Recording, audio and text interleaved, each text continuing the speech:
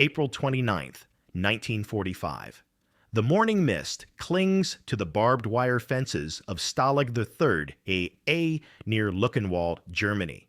The acrid smell of unwashed bodies and human desperation mingles with the damp earth as the distant rumble of American Sherman tanks grows steadily louder. Inside the prisoner of war compound, skeletal figures in tattered uniforms huddle against the wooden barracks walls. Among them, Soviet soldiers, men who once believed in the invincibility of the Red Army, now await what they are certain will be their final moments on Earth. The sound of approaching engines sends tremors through the ground beneath their emaciated frames, and in their eyes burns not hope, but the resigned terror of men who expect to die. The white cloth that would soon wrap around their wounds lay folded in American medical kits, pristine and abundant, a symbol these Russian prisoners could never have imagined would touch their broken bodies with gentleness rather than violence. For in their world, capture meant death, and liberation by a foreign army meant execution. The thunder of American armor drawing near was, to their minds, the sound of their own funeral drums. To understand the depth of fear that gripped these Soviet prisoners as American forces approached their camp, one must first comprehend the brutal reality of Eastern Front warfare and the ideological conditioning that shaped every Red Army soldier's understanding of capture and surrender. From the moment Nazi Germany launched Operation Barbarossa on June 22, 1941, the conflict between the Wehrmacht and the Red Army became a war of annihilation, where traditional rules of warfare dissolved into an abyss of racial ideology and political hatred. Stalin's Order No. 270, issued on August 16, 1941, declared that any Soviet soldier who surrendered was a traitor to the motherland. The order stated explicitly, commanders and political officers who tear off their insignia and desert to the rear or surrender to the enemy are to be considered malicious deserters whose families are subject to arrest. This decree transformed capture from a military misfortune into an act of treason punishable by death, not only for the soldier himself, but potentially for his entire family. The psychological conditioning ran deeper still. Soviet political officers had drilled into every soldier's mind that capitalist nations viewed Slavic peoples as subhuman, fit only for slavery or extermination. American soldiers, they were told, were the advance guard of Wall Street imperialism, men who would show no more mercy to captured Russians than the Nazis had shown to their comrades. This propaganda found fertile ground in minds already traumatized by witnessing German atrocities against Soviet prisoners. Of the estimated 3.3 million Soviet soldiers captured by German forces between 1941 and 1942, nearly 2 million died in captivity from starvation, disease, and outright murder. By April 1945, as American and Soviet forces converged on the dying remnants of the Third Reich, thousands of Russian prisoners languished in German camps across occupied Europe. These men had survived years of deliberate starvation, forced labor, and medical experiments. They had watched their comrades die of typhus and dysentery, had seen the strong reduced to living skeletons, had witnessed the complete degradation of human dignity. In their weakened state, they faced a cruel paradox. Liberation by their own forces might mean execution for treason, while liberation by the Americans would surely mean death at the hands of capitalist enemies. The white gauze that American medics carried in their field kits represented something entirely foreign to these Russian prisoners' experience of warfare. In the Soviet military medical system, supplies were chronically short, and wounded soldiers often received minimal care. The concept of abundant medical supplies, clean bandages, morphine, sulfa drugs, and surgical instruments, applied generously to enemy prisoners, was beyond their comprehension. To them, the approaching Americans carried not healing, but the instruments of their destruction. When the first American soldiers cut through the wire at Stalag III-A, the reaction among Soviet prisoners was not jubilation, but terror. Sergeant James Morrison of the 83rd Infantry Division later recorded in his diary, "The Russians cowered like beaten dogs. They wouldn't look us in the eye. Some of them were crying, and I couldn't understand why they seemed more afraid of us than they had been of the Germans." What Morrison witnessed was the manifestation of years of ideological conditioning colliding with the stark reality of liberation. Major William Patterson, a medical officer with the 2nd Armored Division who participated in the liberation of multiple prisoner of war camps, documented the systematic fear displayed by Soviet prisoners. They would back away from our medics, actually fighting against medical treatment. We had Russian soldiers with infected wounds, broken bones set improperly, and clear signs of malnutrition. But they would refuse help. Some would actually present themselves for what they clearly believed would be execution, standing at attention and closing their eyes, waiting for the bullet.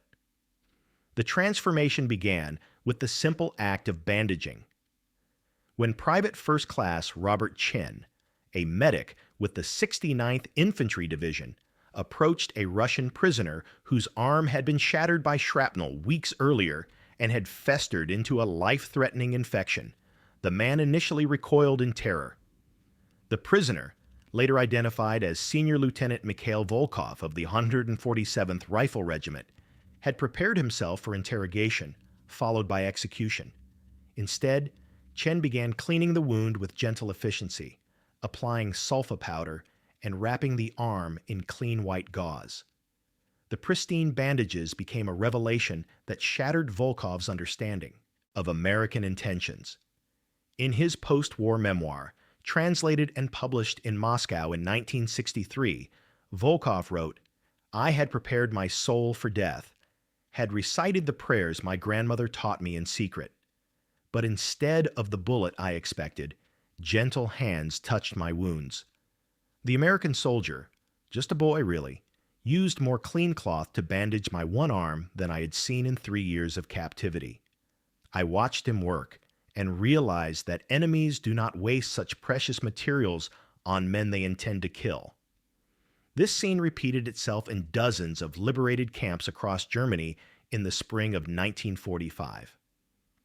At Stalag III-B near Mühlberg, Colonel Henry Thompson of the Medical Corps reported treating over 400 Soviet prisoners, many of whom had initially hidden in barracks rather than present themselves for what they assumed would be mass execution. Thompson noted the abundance of medical supplies in his unit's inventory. "We had enough bandages, morphine, and the penicillin to treat every prisoner in the camp twice over. The Russians couldn't believe it. They kept asking through our interpreters why we were wasting supplies on them." The white gauze became more than medical supply. It evolved into a symbol of American abundance that challenged every assumption these prisoners held about capitalist society. Soviet propaganda had painted America as a nation where workers starved while capitalists hoarded wealth, where resources were jealously guarded and human life held no value beyond its economic utility.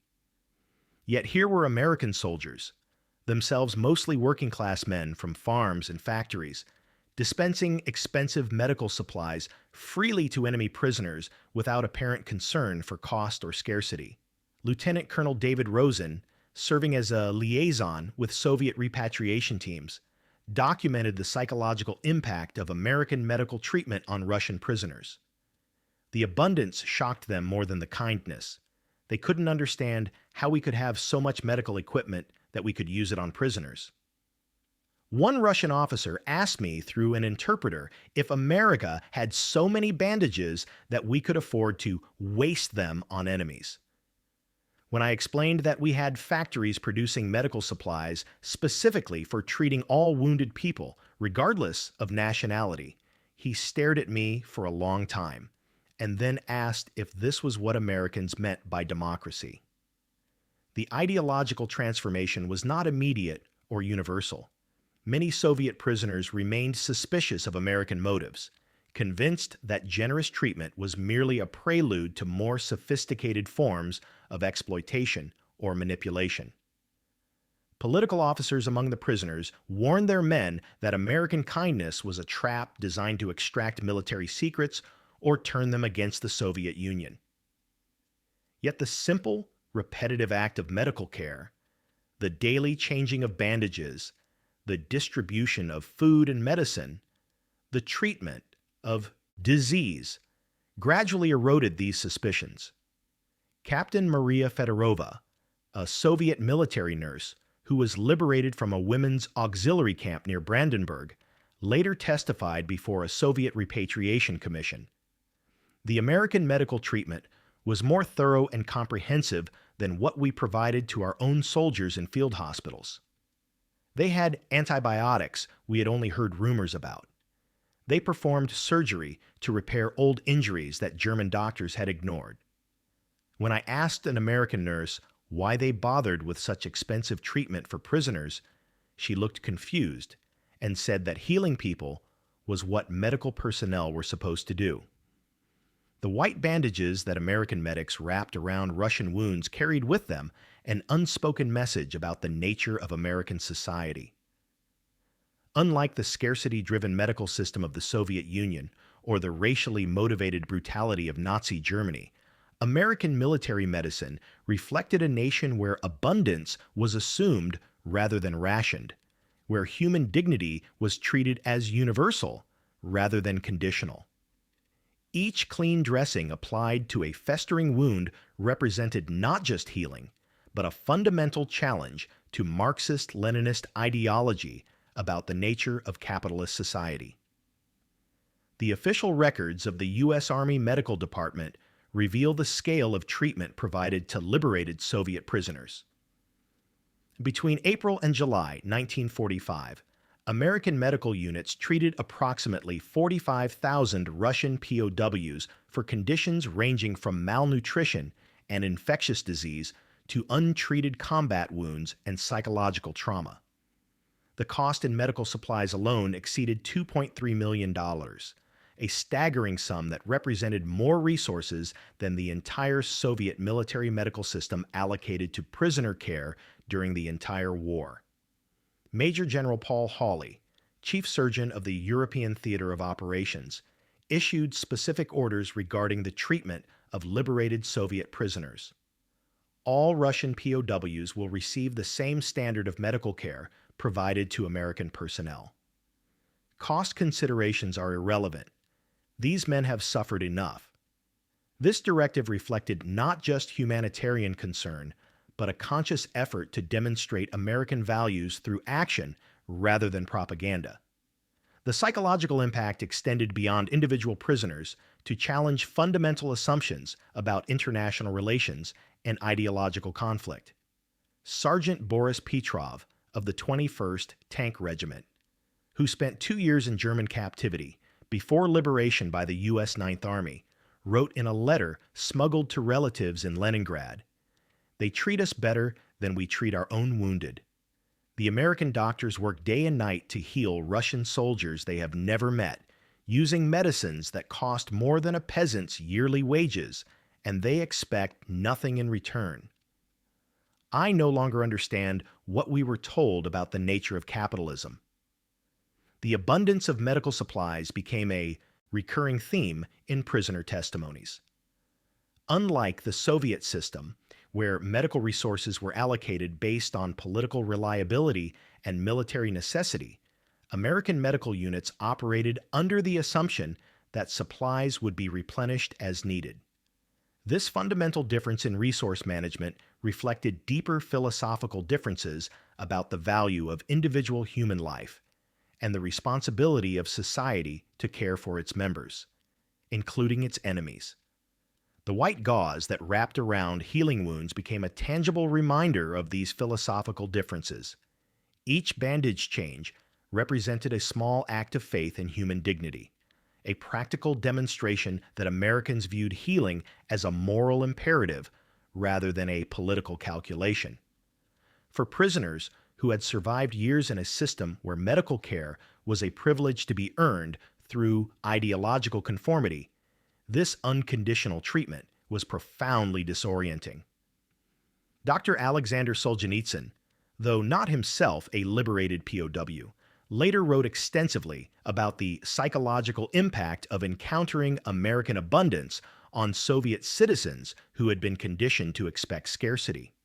His analysis of prisoner testimonies revealed a pattern of cognitive dissonance. Men who had been taught that capitalism inevitably produced poverty and suffering found themselves recipients of a level of care that exceeded what they had received in their own supposedly superior socialist system. The repatriation process that began in summer 1945 brought these ideological contradictions into sharp focus. Soviet authorities, aware that returning prisoners had experienced American abundance firsthand, subjected them to intensive political re-education designed to explain away their experiences. The official Soviet narrative held that American medical treatment of prisoners was a propaganda exercise designed to create false impressions of capitalist benevolence, yet the physical evidence was impossible to erase.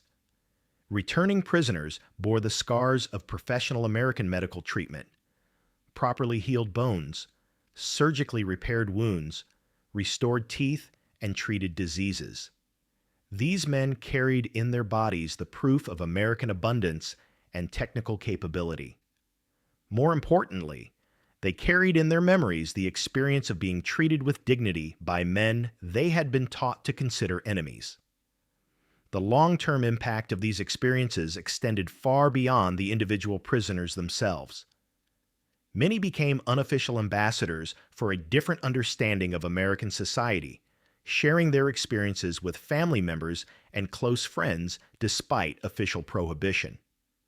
The knowledge that American soldiers had used expensive medical supplies to heal Russian prisoners, expecting nothing in return, became part of an underground narrative that challenged official Soviet propaganda about the nature of capitalist society.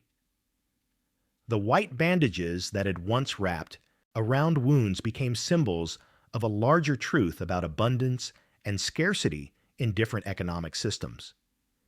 In the Soviet Union, medical supplies were rationed based on political calculations and military necessity. In America, they were produced in such quantities that they could be distributed freely to enemy prisoners without concern for cost or reciprocity. This difference revealed fundamental assumptions about the purpose of economic activity and the value of individual human life. Colonel Dmitry Volkov, no relation to the previously mentioned Lieutenant Volkov, spent 3 decades analyzing the psychological impact of American POW treatment on Soviet military doctrine. His classified report, made public only after the collapse of the Soviet Union, concluded, "The generous medical treatment provided by American forces to Soviet prisoners represented a more effective form of ideological warfare than any propaganda campaign. By demonstrating abundance in action rather than words, American medical personnel challenged the fundamental premises of Marxist-Leninist theory about capitalist society." The statistical record supports this conclusion. Post-war surveys conducted by Soviet military intelligence revealed that former POWs who had received American medical treatment showed significantly higher levels of what the reports termed ideological unreliability. These men were more likely to question official narratives about Western society, more skeptical of claims about American aggression, and more interested in pursuing peaceful coexistence rather than continued confrontation. The medical treatment itself evolved into a form of diplomatic communication. When American doctors performed complex surgeries to repair injuries that German physicians had ignored, they sent an unmistakable message about American technical capabilities and humanitarian values. When medics distributed pain medication freely to suffering prisoners, they demonstrated a society wealthy enough to show mercy to its enemies. Each roll of white gauze applied to a Russian wound became a small act of diplomacy, more effective than formal negotiations in conveying American intentions and capabilities. As the Cold War intensified in the late 1940s, Soviet authorities became increasingly concerned about the long-term impact of these prisoner experiences. Special NKVD units were tasked with monitoring former POWs for signs of Western influence, and many were relocated to remote regions where their stories could not spread to the general population. Yet the knowledge persisted, passed down through families, and preserved in private letters and diaries. The legacy of those white bandages extended far beyond their immediate medical purpose. They represented a moment when ideological barriers collapsed in the face of simple human compassion, when abundance met scarcity and revealed the profound differences between competing social systems. For Russian prisoners who had expected execution but received healing, the experience challenged every assumption they held about American society and capitalist economics. In the end, the white gauze that American medics wrapped around Russian wounds became more than medical supply or political symbol. It became a testament to the transformative power of unexpected mercy. In a war defined by ideology and hatred, these simple acts of healing represented a different possibility. That abundance shared freely might prove more powerful than scarcity hoarded jealously. That human dignity transcends national boundaries, and that sometimes the most effective form of warfare is not the destruction of enemies, but their transformation into something approaching friends. The prisoners who limped away from those liberated camps, their wounds dressed in American bandages, carried with them more than physical healing. They bore witness to a truth that would echo through the decades of Cold War confrontation, that a society wealthy enough to heal its enemies without expectation of reward possessed a form of strength that transcended military might. In the gentle application of medical care to broken bodies, they had glimpsed the possibility that abundance and freedom might indeed prove more durable than scarcity and fear. Years later, as former prisoners became grandfathers and their stories passed into family lore, the memory of those white bandages remained vivid. Clean cloth applied by foreign hands to Russian wounds, expensive medicine dispensed freely to men who had been taught they were enemies, healing offered without condition or expectation. In a world divided by ideology and suspicion, these simple acts of medical mercy had revealed a fundamental truth: that human compassion, backed by material abundance, possesses the power to transform understanding across the deepest political divides. The white gauze, pristine and plentiful, had done more than bind wounds. It had bound together the possibility that former enemies might one day discover their common humanity. That abundance shared might prove stronger than scarcity enforced, and that the truest victory in war might lie not in the destruction of opponents, but in their recognition that mercy, like freedom itself, knows no national boundaries when it flows from a genuinely abundant heart.